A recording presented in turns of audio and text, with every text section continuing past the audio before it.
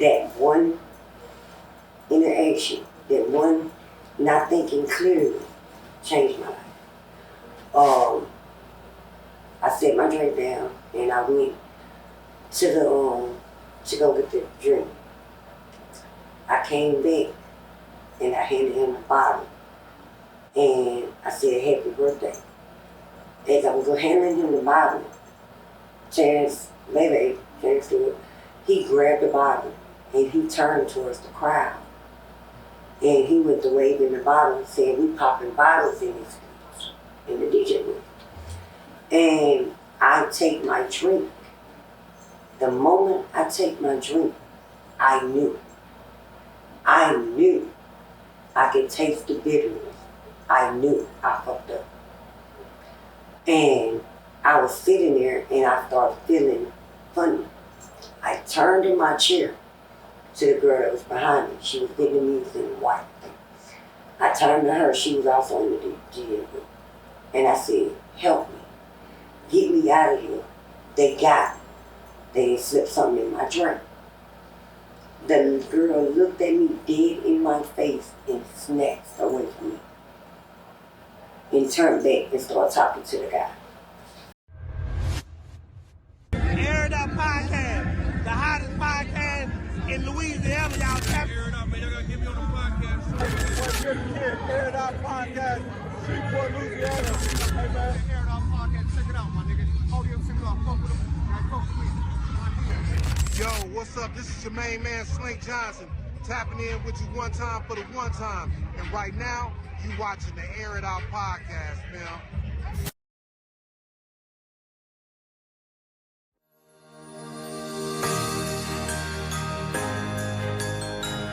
About this person, Robert Bouchon, who has posted this status, and he collaborates, if you will, often with MJ Constidious Johnson, this nonprofit group, Best 13, and got interrupted by a dog. So something about this one case caught my eye, and I went digging. And I looked at police reports and read those, and I was just kind of, the case is kind of interesting. For gift cards or different things if you vote early. And I have something to say about that. And I think it should appall everybody that churches are doing this, or that anybody's doing it, because to me it's like buying votes. Because their taglines are, "Let's make history," and things like that. And y'all know what they're talking about. One of the things that I think helped us most was after the primary, we jumped on the Zoom call, about 20 or so people. MJ jumped on, Robert, Shalette, several people that was just concerned about our turnout. Sure. Robert Bouchon was going to be on the show. That's right. And he told me, he said, "Alvin," he said, "let me tell you what I want you to do." I said, "What's that?" He said, "I want you to thank Robert Bouchon. And I want you to thank Marcus Johnson of Best 13. He said that day you put Robert on the report. You know, it was Robert, Marcus, Quentin Alt. Oh, yeah. There was so many of those young men and ladies that we're so proud of. And we couldn't have done it without their help. Sweet Pack mine. My boy always eating. Hey, playing okay.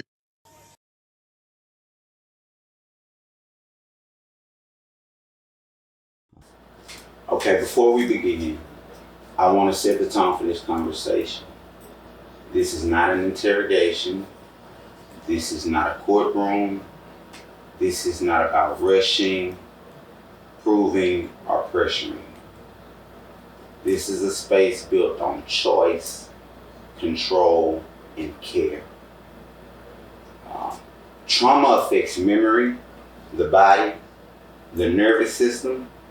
Sometimes memories aren't clear. Sometimes they're fragmented. Sometimes there are gaps. That does not mean someone is lying. It means their brain was trying to survive. Tonight, you're not expected to perform, convince, or relive anything in a way that harms you. You are invited to speak only from what you remember, what you experienced, and what you believe in your own words. I also want to be clear for our audience. What you are about to hear reflects your personal memories, perceptions, and beliefs. This conversation does not assert legal conclusions or findings of guilt beyond what exists in public record. My role is to listen with compassion, ask responsible questions, and allow space for truth-seeking even when the truth is complex or uncomfortable. If at any moment you need to pause, breathe, step away, or stop entirely, the choice is always yours. Before we begin, do you understand the purpose of this conversation, and do you feel comfortable continuing? Yes, I do. Thank you for trusting us with your voice.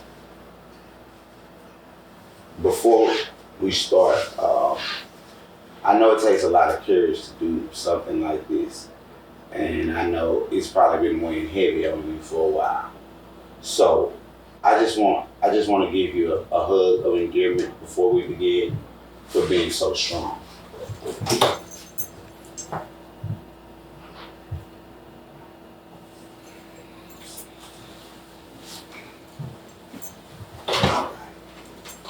So,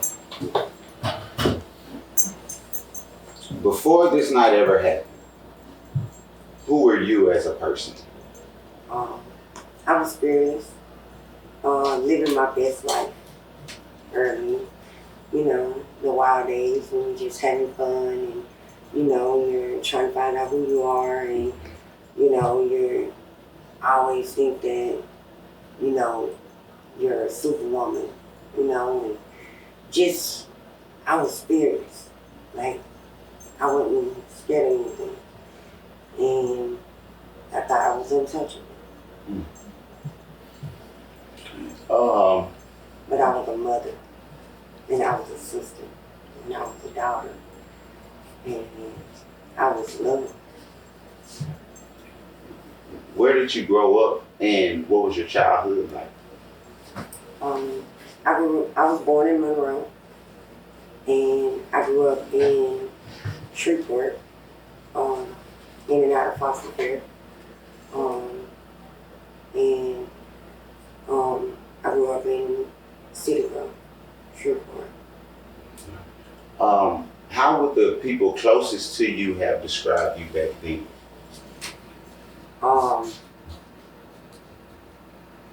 Basically, outgoing, how spontaneous. I would be in Shreveport one minute, next thing you know, they call, I'm in Houston, Texas. I'm all over, you know. I enjoy being who I was learning who I was. I was enjoying it, you know. I was a mother and it was fun, and, you know, and I just, growing up with my childhood, I never knew what was in store for me, what God's plan was for me. And if you ever want to make him laugh, you tell him what you got planned, and you see how it come out. So, what dreams or goals did you have for your life at the time? At the time,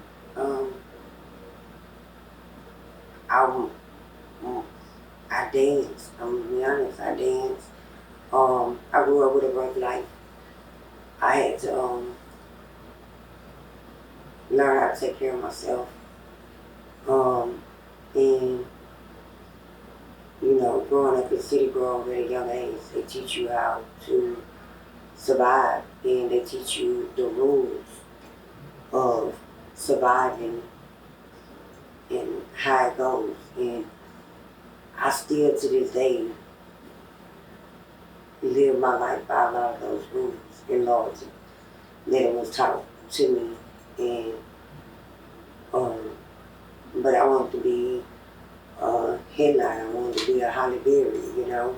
What kid don't look and want to be a superstar, you know? But I only had one talent, and that was dancing.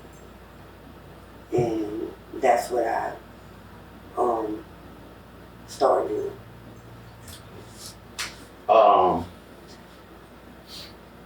How did you first get into dancing or club work? I was in New Orleans, and Katrina and Rita happened, and they was like, they're having a thing to sponsor.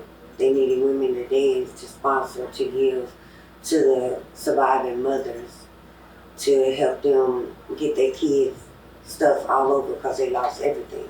So I volunteered to be one of the girls at Shishi's in New Orleans, first place I ever danced.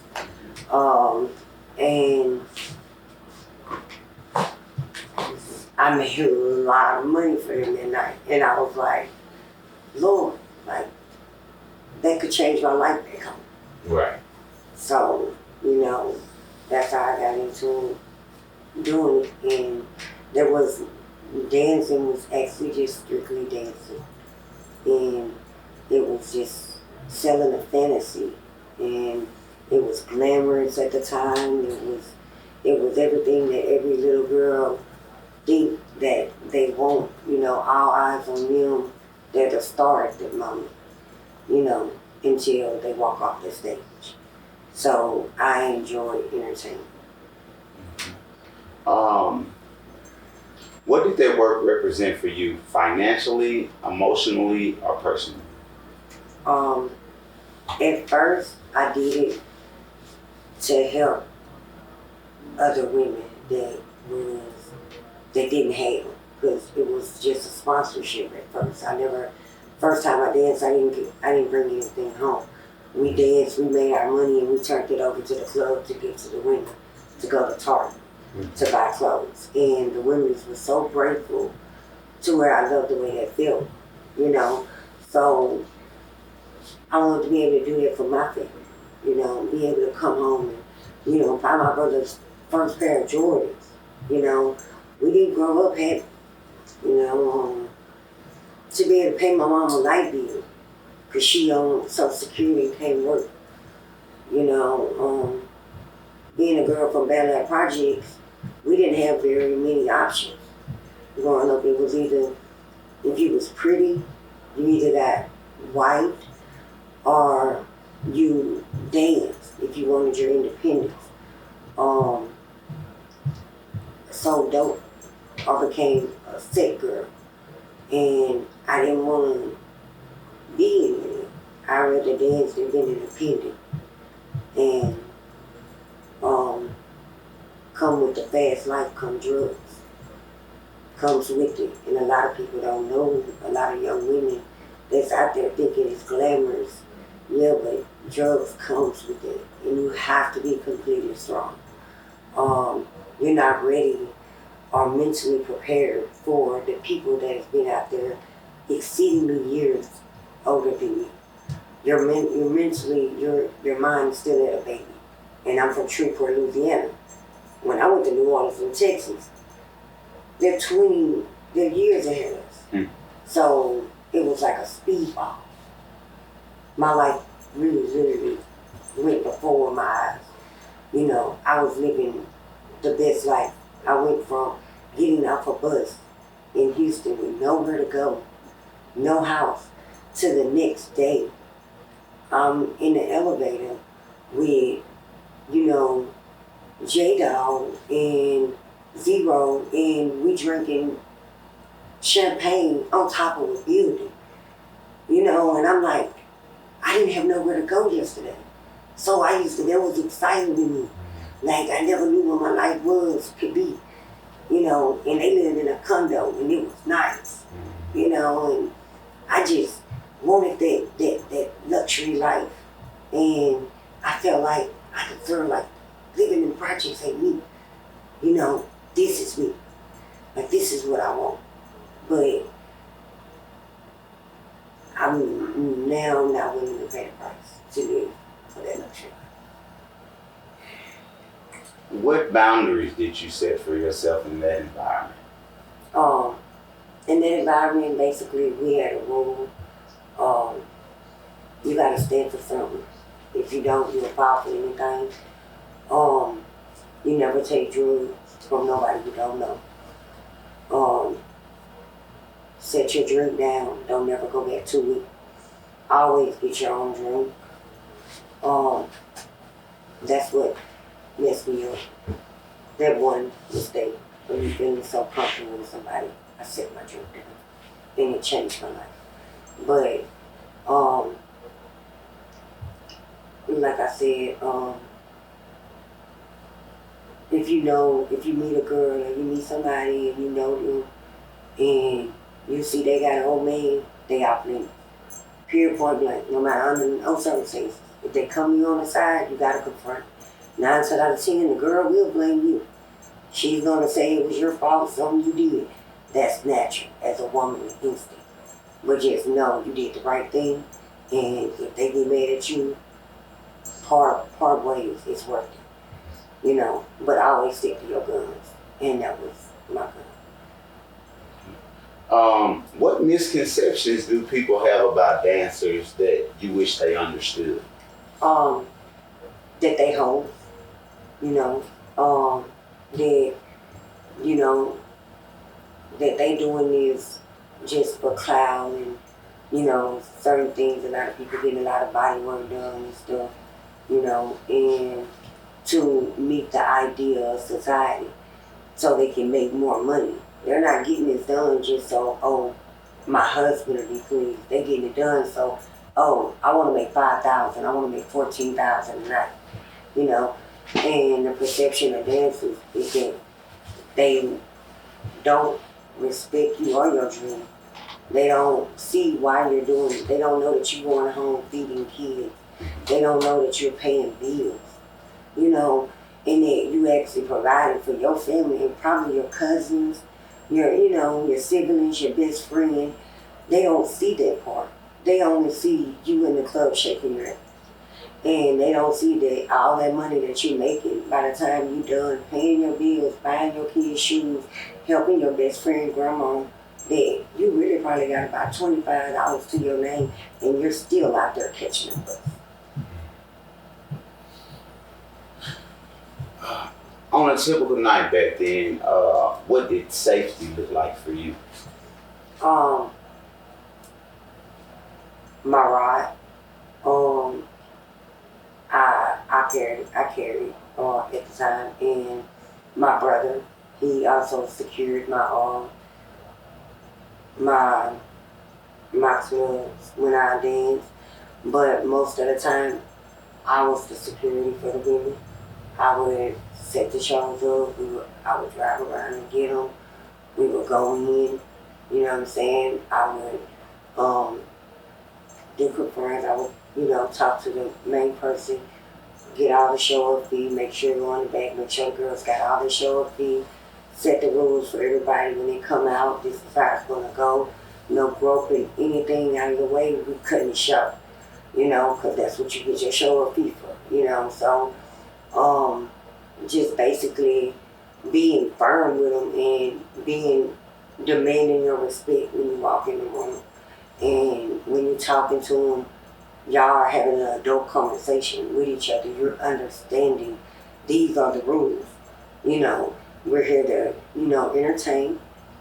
We're here to have fun and enjoy and go home safe. We here to make it back to our families, And I did that for a lot of girls. And I did that for a lot of people. But that's when they say life ain't fair. Because that never happened to me.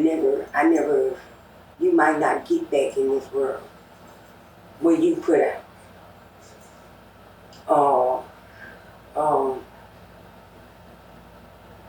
But you can't expect you out of the world. And that was what I had to learn over a lot of years. surviving what I survived. And I'm okay with saving the people that I saved and monitoring the security that I was. And I was okay being a bitch. I was okay with them not liking me. If I had to cut it short, I was all right with that, because I knew one thing: when I say wrap up, that means I'm going to be the last one out of there. I'm going to stand there and watch every single one of them walk out the same way they walked in. And we're going to get in the car with just what we have. And everybody's going to make it home that night. I'm going to drop everybody off, make it home. And guess what? But you ain't going to go home broke. You're going to get your show up fee. You might not be able to, go pay a mortgage, but you could definitely pay your light bill, and pay your babysitter. And that's what it was about. And the team, the girls that we had, we would have one girl stay back and watch the kids if we had kids. You know what I'm saying? She made quite a bit of money for it. So we all shared it. It was like everybody did what they needed to do to make sure everybody ate. And that's what it was. Looking back now, what do you wish people understood about the woman you were before this allegation ever existed? That you can go from most loved to most hated in one day, and I never understood that power that society had. And all I did was I didn't even tell what happened to me. The world did. The police did. The paperwork did. The doctors did. All this stuff did. And to tell the truth and nobody believed you, it's like, man, that's the most horrible feeling in the world. Because I went back to a child, when we was getting molested, or we was getting touched, and we told our people, and nobody believed us. Nobody believed us, and we had to go back to that home and live in that tragedy and let it happen again and again and again, and that's what it felt like. Like it's constantly happening, and nobody believes me. But like I tell everybody, it's okay not to be believed, but stay true to your truth. Because somebody's going to listen.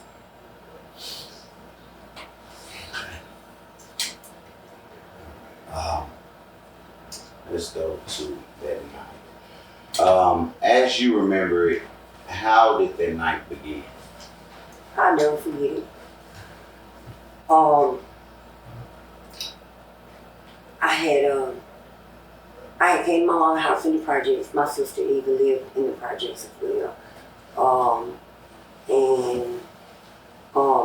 I had paid my sister and her friends to escort me to the club, and I paid them in some amount of money. And when I went and got ready, and when I came over there went to her house, they was all stuck, and she didn't want to go. I said, okay, I don't need you to go with me anyway. I'm grown. I've been doing this. Lord, I never know what was in store for me that night. I went by myself that night. And I walked in the club, and I was late getting there. So I went to the bar. I got about four Patron shots. I'm trying to catch up, I'm late. So I got a couple Patron shots. I did them, and I began to proceed on stage like I always do. Same routine. We had they had did that video shoot and all that stuff like the day before and all that. So, same crowd, same people who was, Who did a video shoot? Baby and Hurricane Chris. And so they had did the video stuff. So it was like the same crowd. Everybody knew who I was and stuff. So it wasn't No big deal. They knew I was first lady. So I proceeded on stage and the song came on. I'm in love with a stripper. And that was my theme song. So I began to do my theme dance. And as I did, Terrence Stewart over the mic told me to come to the DJ booth.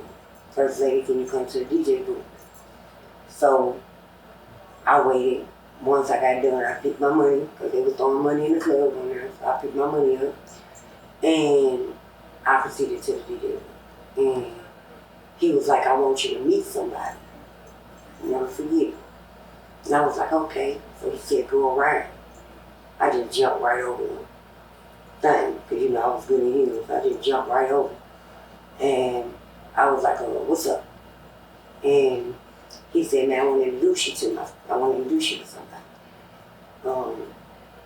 He said, it's my homeboy from New York. His name Rico. And he said, it's his birthday. Am I allowed to say his name? He said, it's his birthday. And I say, it's your birthday? I said, let me show you how his boot bitches get out. I called the bartender. I said, can I have the most expensive champagne you got? Or at the bar? She said, yeah. Champagne was probably $500, $600, something like that. So she gave me a ticket. I still had a drink at the time. So she gave me a little ticket. And I was waiting on her to get the drink, but I had to take the ticket to the bar to get the drink. So when they told me, I looked at him and I said, I'll be right back. I set my drink down on the switchboard. That was my biggest mistake of my life. That one interaction, that one not thinking clearly changed my life. I set my drink down and I went to to go get the drink. I came back and I handed him the bottle and I said, happy birthday. As I was handing him the bottle, Terrence Stewart, he grabbed the bottle and he turned towards the crowd. And he went to waving the bottle and said, we popping bottles in this place, in the DJ booth. And I take my drink. The moment I take my drink, I knew I could taste the bitterness. I knew I fucked up. And I was sitting there and I started feeling funny. I turned in my chair to the girl that was behind me. She was Vietnamese and white. I turned to her. She was also in the DJ booth. And I said, help me. Get me out of here. They got me. They slipped something in my drink. The girl looked at me dead in my face and snatched away from me. And turned back and started talking to the guy. When she did that, I tried to get up on my own to try to get away from where I was at. Maybe if I pass out in the middle of the club, they'll take me. So I'm trying to get out the booth. Well, when I get out, I can't walk. So I pass out. When I pass out, they said, called the security guard. And the dude said he was going to take me outside. He said, no, that's my homegirl. Take her upstairs so she can shake back. Baby, I'm unconscious. Ain't no shaking back. I'm out of there. So, as I'm unconscious upstairs. Now, I can tell you from this point right here, I can tell you what I see on the DVD that was shown to me.